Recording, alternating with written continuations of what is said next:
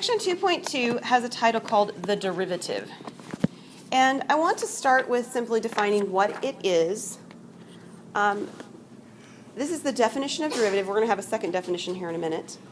The derivative of a function at a point x equals a is defined as f prime of a equals, the limit is h approaches 0, f of a plus h minus f of a over h, if the limit exists. And if the limit exists, then we would actually say f is differentiable at x equal a.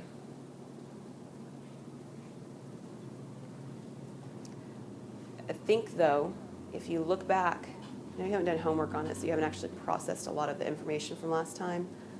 But if you look back, that formula right there, f prime of a, should look familiar.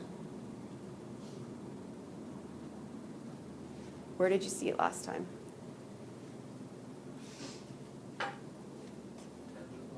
We saw it for this, that is the equation for the slope of the tangent line. And for what? And for instantaneous velocity. It's the same thing with another name. We never do that, do we? We actually do that quite a bit, where we create something that has the same features and give it a new name based on what it's doing for us at the time. So right now you've got three phrases that mean the same thing. You've got the phrase finding the slope of the tangent line. You've got the phrase finding the instantaneous velocity. And you've got the phrase finding the derivative. And all three of those mean this limit thing that we're talking about here. They mean finding the limit as h approaches 0 of f of a plus h minus f of a over h. Same process for all three of those. Now, this is the first time, however, that we've used a phrase that is distinct to calculus. Slope, that's not distinct to calculus. We use it a lot in calculus, but you've seen that before. Velocity, you've probably seen that in some kind of a science issue before, or talking about speeds of vehicles, those kinds of things. This derivative phrase is new, unless you've been in a calculus class before. Now, just to show of hands real quick, who has been in a calculus class before? Okay, I only have a few of you. You know another way to find derivatives, right? And we promise we're going to get there. It's in 2.3 Friday. So just hold tight with me for 2 more days, and you will get to something that you like better. I know it. But in sections 2.1 and 2.2, we're going to do this. Am I clear? All right. All of you are going, man, what's the punchline? What is she talking about? It's really fun and exciting. You don't want to miss Friday. It's going to be great. You're going to be very happy when Friday comes. But right now, we've got to get through Tuesday and Wednesday and Thursday. We've got to get through the rest of the week before we can get to Friday.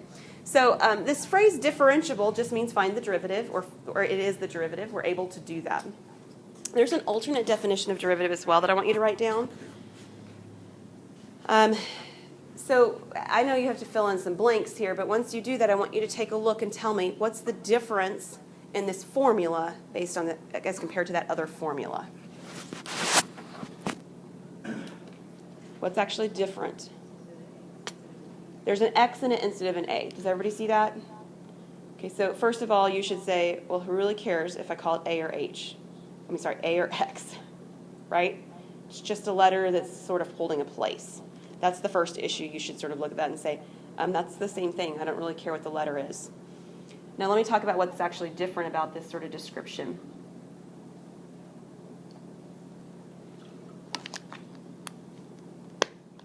On the previous slide, the previous definition, we actually talked about the derivative at a specific point, the point A. What we're doing right now is we're talking about the derivative on an interval I. So the reason we see the x put in here is because we don't have a specific point to put in there yet. It's just represented on any interval, any x value in that location. That's why they're sort of describing it this way.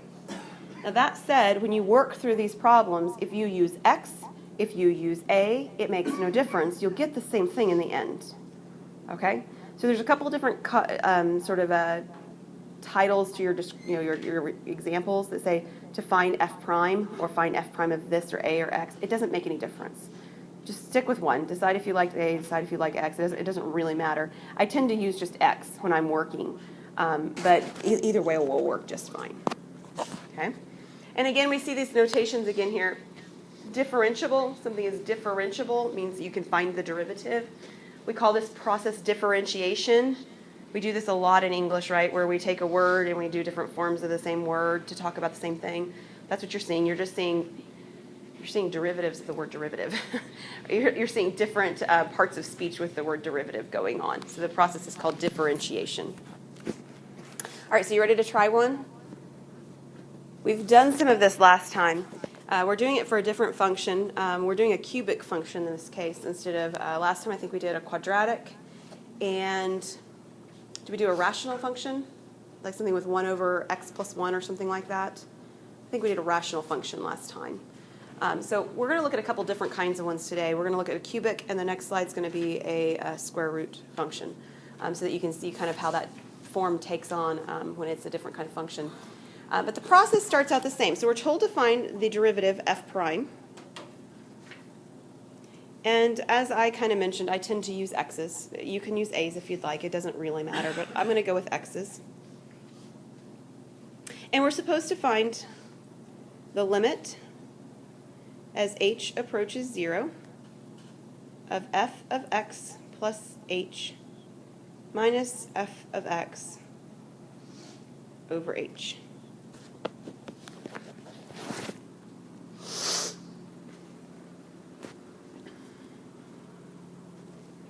Okay, now we encountered this description and this notation last time. We used a's with it last time, I get that, but the process is not any different. I'm going to start with what we already know. We know h goes on bottom. We actually also know what f of x is. What is f of x? Right, it's the function we were given, right? It's x cubed plus 2x plus 1. So that's going to be subtracted off the end.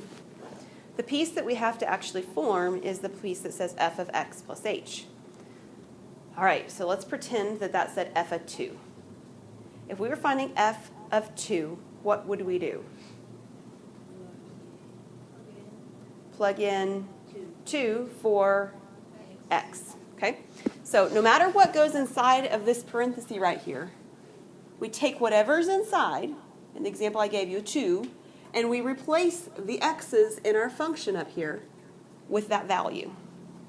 But we don't have a 2. We have a x plus h. So we take each of these locations for x, and I actually have 2 of them this time. I didn't have that in the last section. And I replace that parenthesis or that red circle with x plus h.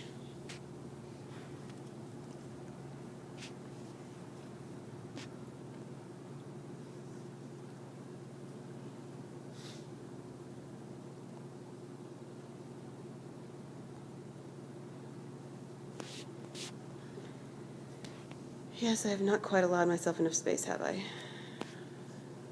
And then there's a plus 1. Squeeze it in just barely. By the skin of my teeth, right? Does anybody have any questions where those pieces came from? Because this is really important. If you can't put this in and set this up, you can't process through the problem. There's no setup, right? If the setup's not right, it will not work. Okay, good. So we're all at this point okay. All right, so we're going to do the limit now as h approaches 0. And just as a reiteration of last time, why can't I plug in 0 for h yet? It would make a 0 in the denominator, right? So our goal, anytime we're working on these, is to do something with whatever else is in the problem so that I get the h's to cancel out. That is the overall goal of this. Once the h's cancel out of the denominator, I'm able to plug in 0 for h. So let's take a look at this. The first thing that we have here is we have this x plus h quantity cubed. Now, I don't know if you remember how you do that, but the general process is not to cube each value. This is not x cubed plus h cubed, right? It actually means we've got to do x plus h times x plus h times x plus h. That's what it really means. Now, I'm going to sort of, in the efforts of saving a little bit of time, I'm just going to tell you what this would work out to be. If you were actually working the problem to verify it yourself, you just multiply 2 of them together, simplify it. And whatever you get, you'd multiply that by the other x plus h.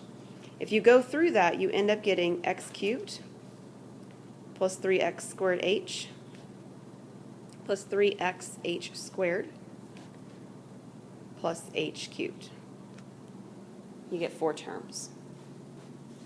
That's everything from the cubic part. The next term is actually 2 times the x plus h. So we've got plus 2x plus 2h then I have my plus 1. And then I can distribute that negative, so I have negative x cubed minus 2x and minus 1.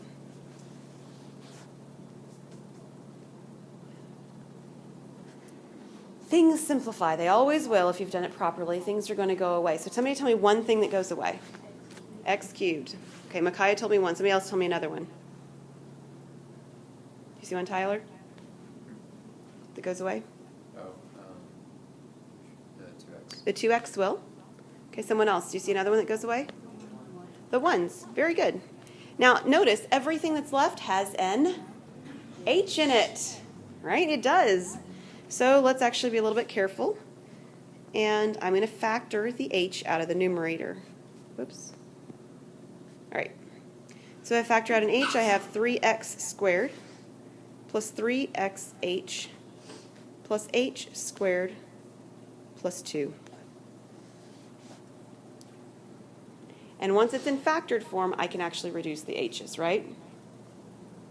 The h's will then reduce because we've got h divided by h, which is 1. And what I actually have left now is that the limit as h approaches 0 of 3x squared plus 3xh plus h squared plus 2. And if I plug in zeros for my h's, what will I have?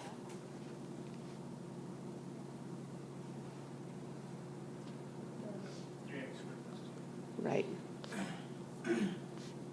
And this is equal to f prime of x.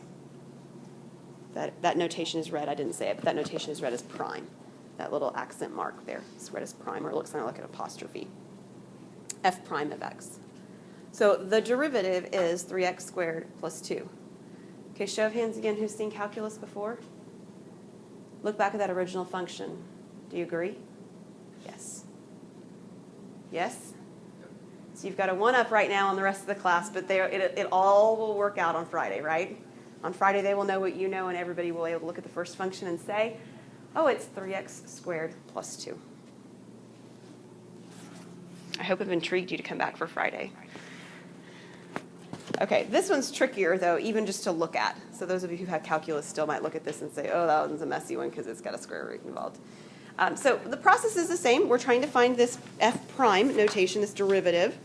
And that notation says the following. So I'm just rewriting it so that we will not forget it.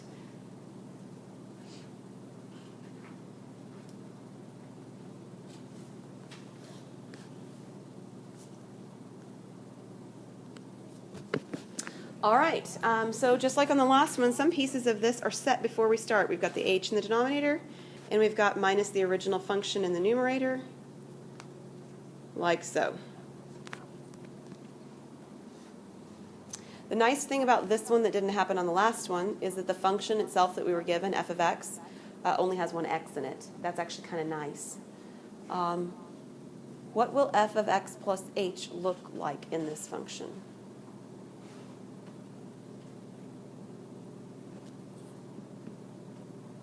Here's the x right here, right? So we have a square root, right? That part's the same. We have the 4. What comes after the 4? X plus h. I replace the x with x plus h. And then I have that same minus 2 that I had on the other problem. The other part of the problem, I should say. I'm going to obviously distribute that 4 through it so it becomes 4x plus 4h, right? This should look familiar. You know what to do now, because we did this back in chapter 1. In fact, you did it on the test, and most of you did it with very good success. How do we fix the issue here? You multiply by the conjugate. Do you guys remember that? That's what we did, and that's why we did it before, too, is so that when we got here, it would be something we've seen before. We're going to do a conjugate. This is the limit as h goes to 0.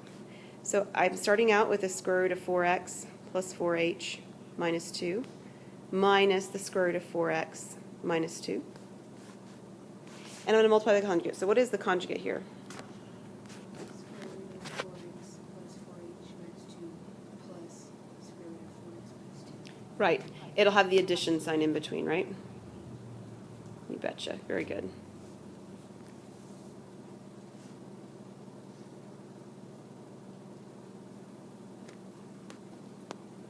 Be careful, as always, when you're working with square roots, that everything that's supposed to be under a square root really is under it, and everything that's not really isn't.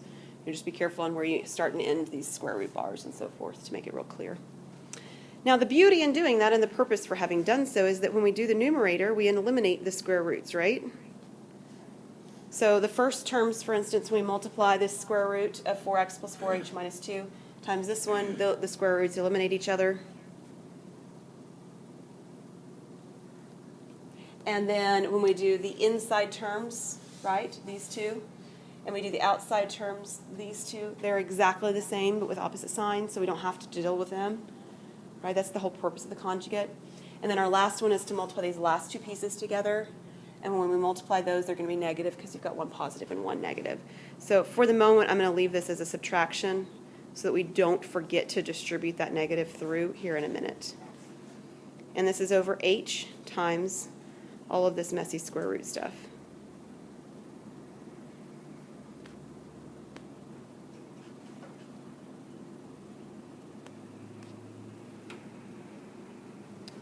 How are we doing so far? Good? This should look familiar. This really isn't a very different problem than we saw in the test. Now, beautiful things happen if you actually simplify that numerator. In fact, you might notice it simply from here. This is a minus sign, so everything inside changes directions, right? This makes this negative 4x, and then the 4x here at the beginning. Those cancel.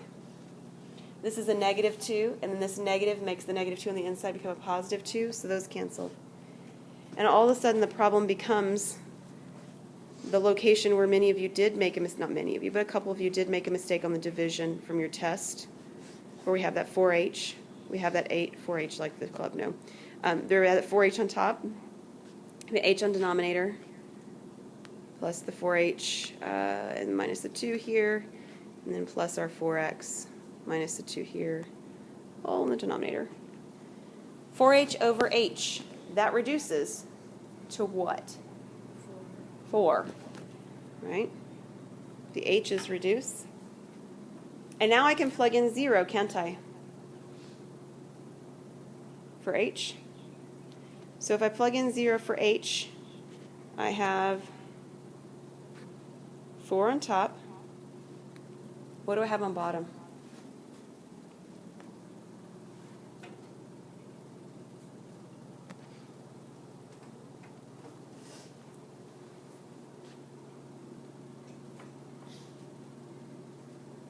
Does that look okay? I have the same value twice. If 0 goes in for h right back here, then this 4h gets eliminated. I've got 4x minus 2. This can be written simpler, so how could I write that more simply?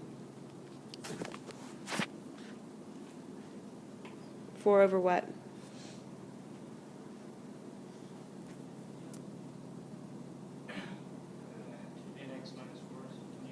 Nope, you can't add them like that. We can write them as 2 times that, though, yeah.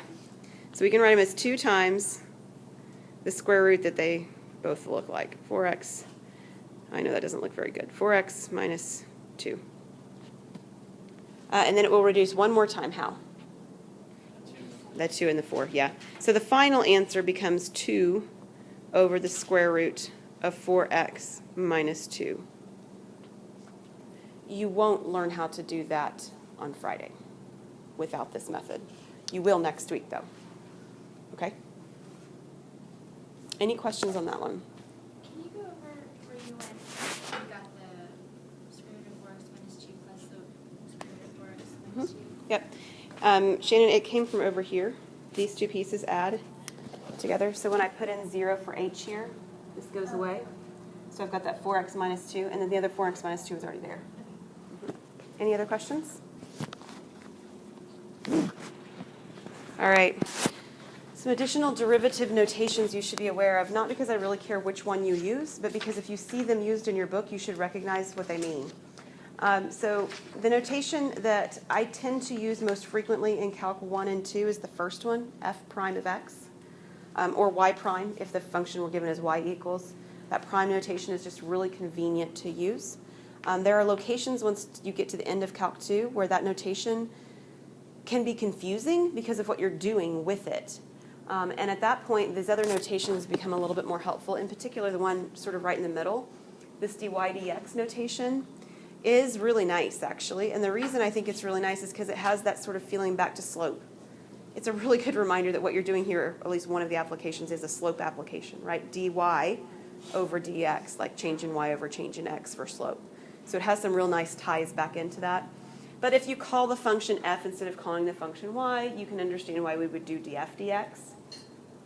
This other notation is very similar to the last one right here that we did df dx. It's just writing it sort of in a fractional form with the f of x out beside of it.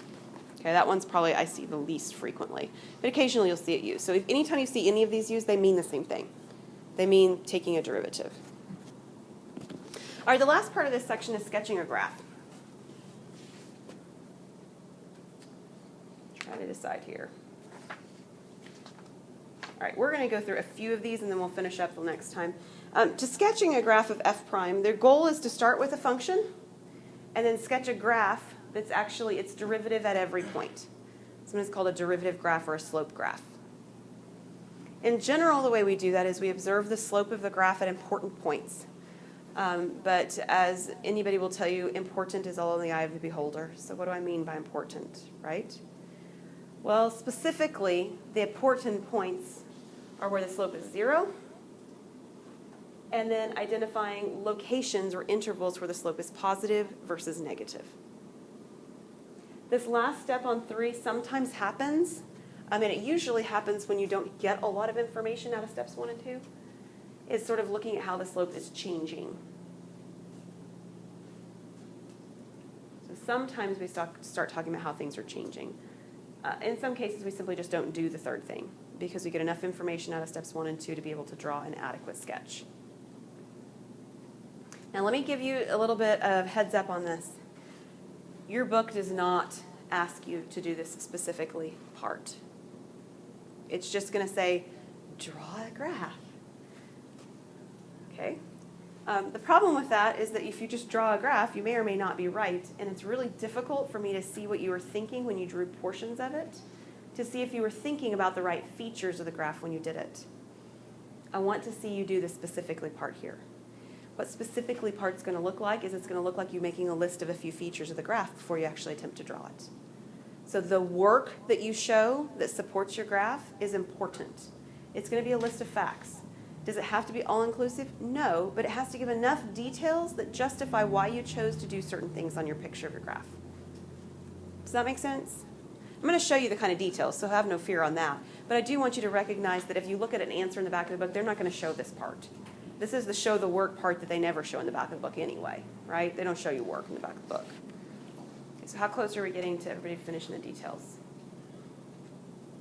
Almost. This is writing.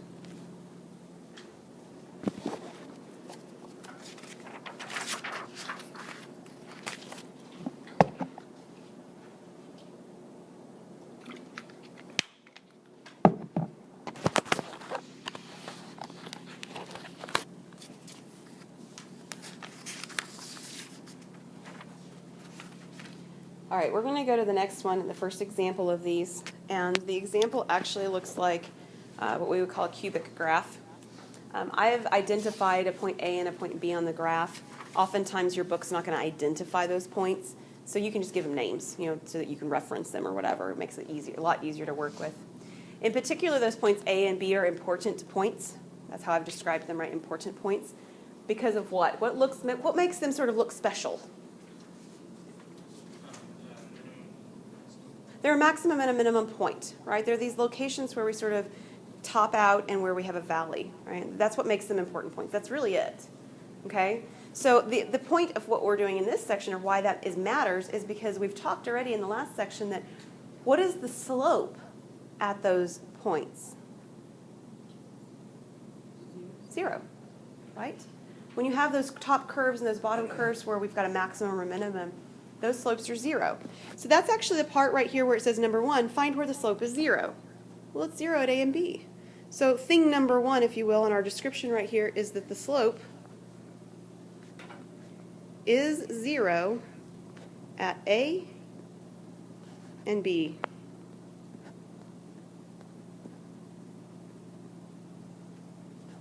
That is very important information. The second piece of information talks about where the slope is positive or negative. And in particular, you can actually read the graph from left to right. So that's how I'm going to read it. So from the far left-hand side of the graph until I get to point A, where the slope is 0, what can you tell me about those slopes? They're positive. So the slope is positive, and I'm going to write in an interval notation, from negative infinity to A. Okay, keep reading from left to right. Now we're from A to B. What happens from A to B? Right, the slope's negative.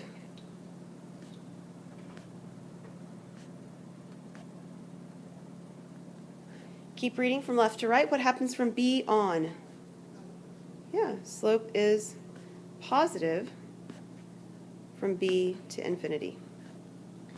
This is enough information. I do not need part 3.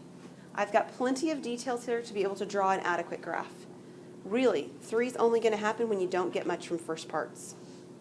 I promise I'll show you one, but we're not there yet. So let's take a graph then. The graph needs to have the same type of axis you started with the same points marked. So that means that A and that B need to be roughly in the same location along the x-axis as they originally were. Here's what I want you to do next. If you have a pen, another color of pen or pencil, something with you, grab it just so that you can identify what you're about to do. This is something a little bit different. You're going to come back over here to your list of important features, and I want you to mark out the word slope every time you wrote it, and I want you to write the word or the phrase or whatever, the symbol y value on every single one.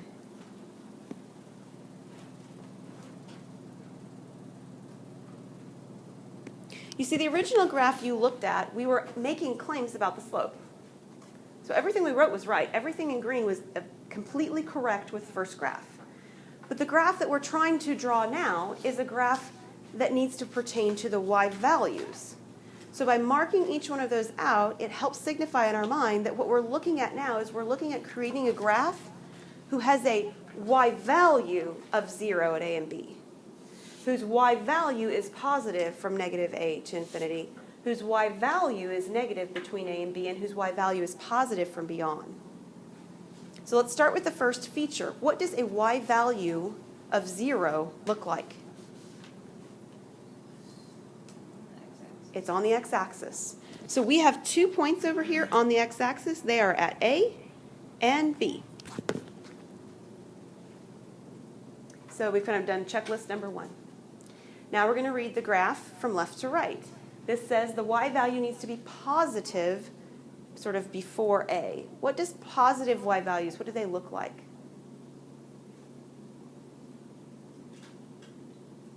They're up top, right? Y values are positive if they're on the top of the graph versus below the graph, right? In the quadrants sort of 1 and 2. So my y values over here for A are up here somewhere. And they do cross over into the left-hand side of the graph because the original graph did. It's not trapped on the right-hand side, so we don't want to indicate that the derivative is trapped either. Between A and B, I need to be where? Negative, so I need to be below the x-axis, don't I? But it still has to touch. I mean, the graph needs to be what's called continuous, right? It needs to actually connect all the values together because the original graph did. So if the original graph was smooth, your derivative graph's going to be smooth too. Then what happens after B? It goes back up to positive.